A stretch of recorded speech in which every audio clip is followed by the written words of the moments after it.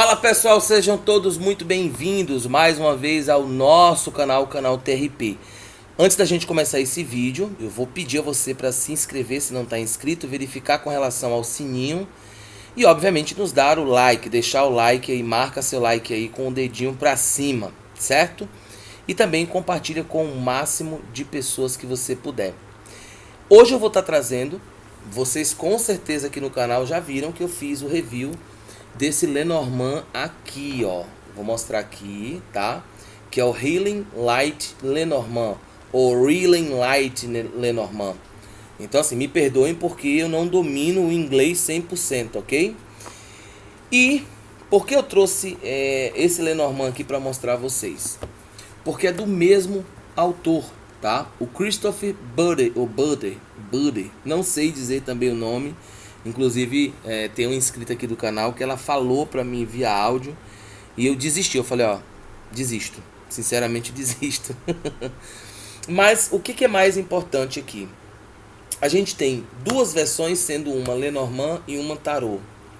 Eu já fiz o unboxing e dei as minhas impressões, inclusive de alta qualidade.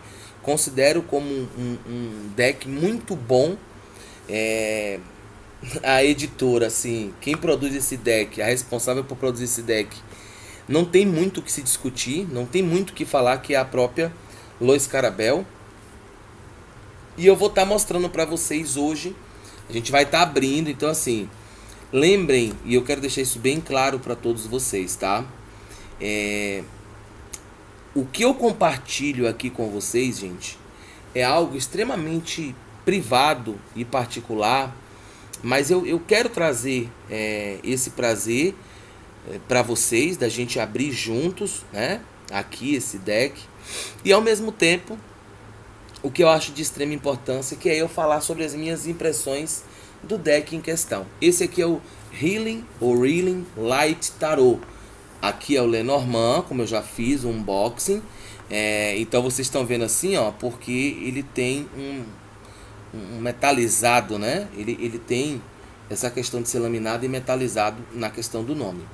Então, ó, basicamente está aqui, da Lois Carabel. Não sei se vem em português. Aqui não me informa que vem em português, tá? Inclusive até aqui ficou meio que o valor, ó. Onde eu comprei não vai dar para vocês verem, mas enfim. Bom, quem produziu foi a Lois Carabel e a gente vai abrir agora juntos aqui esse deck. Inclusive, gente, tenham o máximo de cuidado na hora de abrir os seus decks. Eu já, assim, acabei inutilizando alguns decks que eu acabei tendo que comprar pelo nervoso e, sabe, o prazer de abrir logo. Então, ó, tô abrindo aqui junto com vocês o Reeling Light Tarot. Inclusive, uma coisa que é interessante, a Lois Carabel tem feito muitos decks dessa forma, ó, com esse tipo de embalagem, né? Tanto Lenormand, tá? Como também barulho na rua, então relevem, eu não vou editar mesmo, tá? Não vou editar. Tanto o Tarot como também esse Lenormand, ele vem numa embalagem que você pode guardar, tá? E aqui ele já diz, ó, 78 cartas, né? 78 cards, né? Mais o livro. Vamos dar uma olhada aqui, vamos abrir junto aqui, tá, pessoal? Mais uma vez, um livreto. Qualidade padrão, tá? Não sei se ele está aqui em português. Não tá em português, tá? Então assim, ele tem outras línguas, mas como sempre a base o inglês. E é o que eu digo, às vezes para me pronunciar não dá, mas para ler ainda arranha um pouquinho, tá? Então aqui a gente tem basicamente o livreto, né? Que vem junto à caixa, não vem mais nada, tá? Eu vou estar colocando para cá, inclusive, para não atrapalhar. E eu vou estar passando carta a carta. Então assim, tenham paciência, porque se trata de 78 cartas, então vai demandar um tempinho aí. Já deixa o like, já vai aproveitando aí, se você não é inscrito, já se inscreve para que a gente possa compartilhar desse prazer agora, ó, desse e de outros que virão, tá? Então, muito bem embalado pela Lois Carabel. Deixa só eu abrir aqui. Tem que ter cuidado, pessoal, para não estragar e aí já era. Lembrando, é um deck importado, não é um deck nacional, tá? Até porque se tratando da Luiz Carabel, não é nacional, tá? Bom, eu tive que editar agora porque realmente fez muito barulho aqui, né?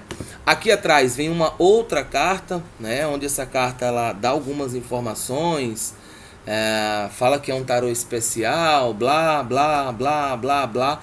Isso é muito natural e claro, né? Vem aqui um símbolo da tarosofia com, obviamente, a carta do louco, produzido pela Luiz Carabel também, tá? Isso fica, são duas cartas que vem aqui para embalar o deck de tarô. Inicialmente a gramatura muito boa, eu posso dizer que a gramatura é igual à do Lenormand, tá?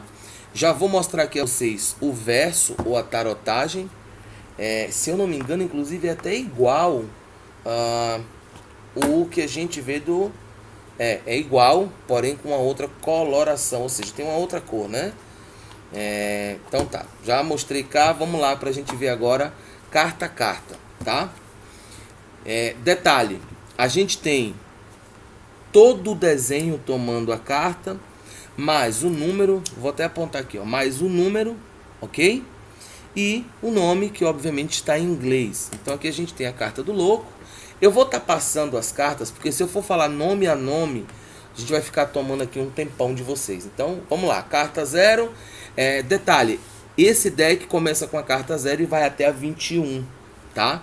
Alguns decks começam da carta 1 e vai até a 22. Nesse caso, o 0 aqui que ficaria com o louco, tá? Aqui a gente tem o mago, carta 1. Gente, assim, o deck é muito lindo mesmo. É de uma qualidade, a arte e o material assim, incontestável, tá? Muito lindo mesmo. Ok. Olha que linda essa imagem. O que eu acho interessante desse deck, eu vou falando com vocês no decorrer do que eu vou mostrando. Imperador. Aqui a gente vai ter essa questão, né, da luz dominando meio que a escuridão, tá? Ele tem como base isso, Hierophante, ele tem como base isso, carta número 5. Ele tem como base isso e a gente vai ver isso, olha os enamorados, ou os lovers, né? Os amores, os enamorados. Então aqui a gente tem um anjo, né? E assim, o que eu acho interessante, que eu queria comentar com vocês, e eu vou estar mostrando isso várias vezes. O que a gente... Olha que carta linda. Observem que carta linda. O que a gente observa de forma muito nítida. Apesar de não ter essa questão tão detalhada das imagens dos personagens dentro desse deck, mas há uma questão de cuidado da forma que é realizado, né, da forma que foi montado a imagem, a ponto de você poder fazer uma imersão muito clara, tá? Então você vai ver, por exemplo, aqui, ó, esse é o eremita, tá? Você vai ver que ele traz ali um hexagrama, né? Automaticamente é como se ele estivesse caminhando para algum tipo de iluminação. A roda da fortuna. Então a gente vai vendo que existe um cuidado, eu vou começar a adiantar, tá? A gente vai vendo que há um cuidado, principalmente nas imagens que estão sendo colocadas, ó, o dependurado, né? Há um cuidado para que você possa fazer uma imersão. A morte, por exemplo, ó, essa morte, uma coisa que eu queria fazer até essa observação, geralmente a morte ela está cavalgando, né? Ela está sobre um cavalo. A grande parte da morte, das cartas da morte, a gente vai ver isso. E nesse caso não é o que nós vemos, né? A gente vai ver que a morte, por exemplo, aqui, ela está caminhando. É como se ela fosse um vagante da escuridão, ou um vagante que, sei lá, traz a uma iluminação, uma questão muito mais espiritual, tá? Então aqui a gente vai ter uma outra carta, a temperança. A temperança. Vê se foca aí. Eu vou estar tentando colocar um zoom para não perder também a qualidade das imagens, tá? Aqui a gente vai ver o diabo. Muito belo essa carta. Muito belo mesmo. A torre. Aqui a gente tem a estrela. A lua. Olha que lindo. Sol. Muito lindo mesmo, muito lindo. O julgamento, olha que coisa linda esse julgamento. Eu vou tentar fazer um zoom aí para vocês poderem ver melhor. O mundo, tá? E aqui a gente começa com o as, né? Aqui a gente tem carta número 2. E aí é que tá a grande questão. Mais uma vez eu trago essa consciência de que você faz uma imersão, mesmo as imagens elas não trazendo uma figuração, digamos, um cenário tão humano. Inclusive eu acho que esse deck ele traz muito, pelo menos eu sinto isso na pegada, uma questão muito mais, digamos, espiritual. Não que os outros não tenham essa nuance, mas eu pelo menos vejo isso diferente, tá, pessoal? Quando vocês pegam, por exemplo, um deck como o do Tarô Vampiro, para esse deck é muito diferente. Apesar de ser muito escuras, você vê essa questão suave, tá? Então aqui, ó, 6, 7, tá? 8. Olha que interessante esse 9, 10. E aí ele tem uma outra organização, né, que a gente vai ver de forma bem nítida. O pajem, né? O cavaleiro, a rainha e assim o rei. Eu estou observando uma coisa. Talvez eu esteja enganado e eu vou ver isso mais à frente. Talvez eu tenha me enganado feio. Mas a impressão que me dá é que justamente o naipe, que nós sabemos que também há uma associação com os elementos terra, fogo, água e ar, pelo menos na coloração, ou seja, na cor que é impressa, por exemplo, ó, aqui você já vai ver o as de espadas, né? E nós sabemos que existe uma representação elemental.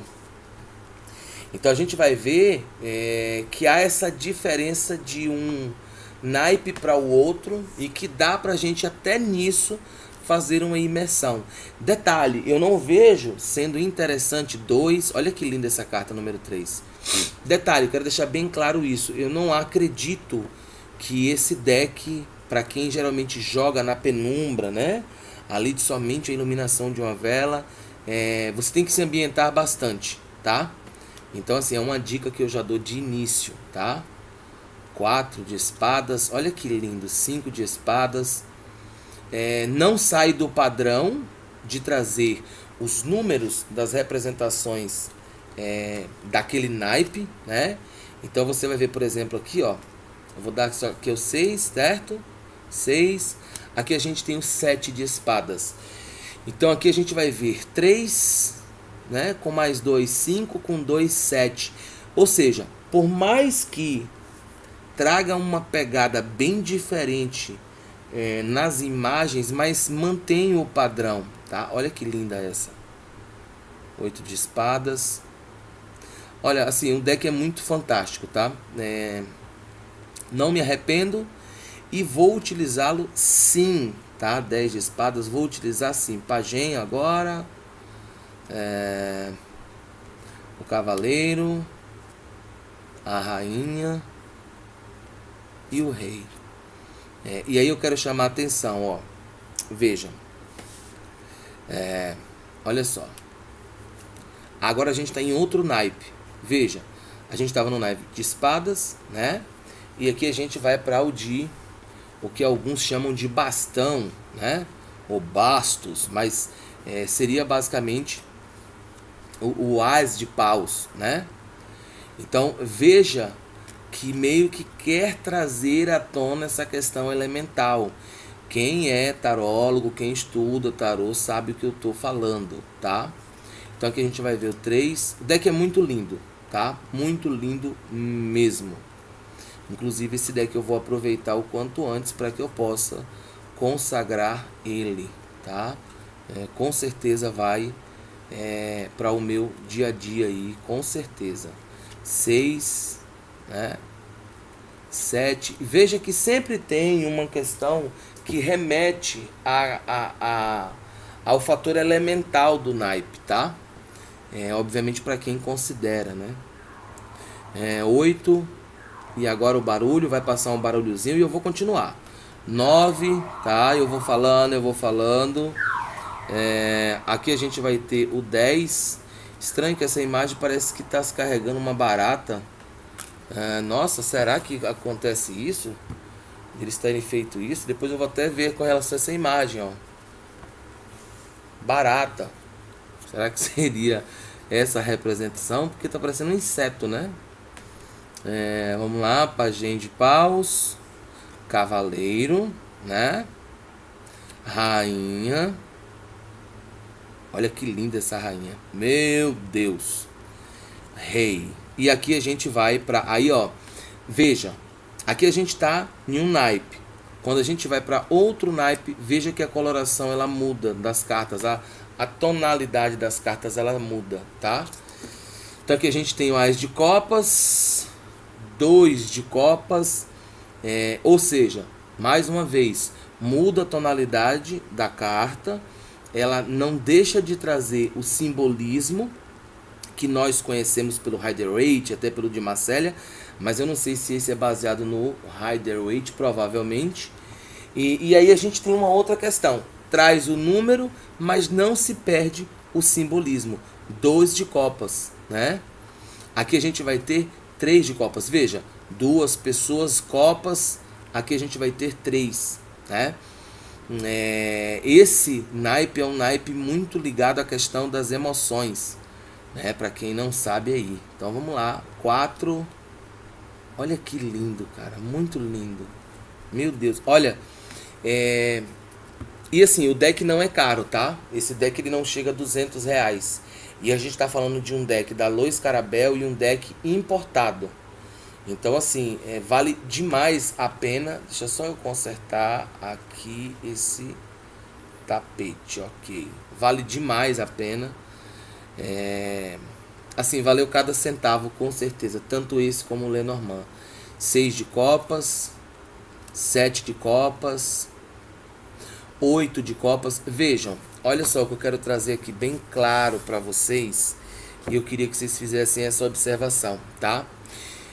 Você tem uma imagem que te dá uma imersão, mas para você não perder do que está se tratando, você vai ter o símbolo logo abaixo. Então olha só que interessante, ó. Vamos lá.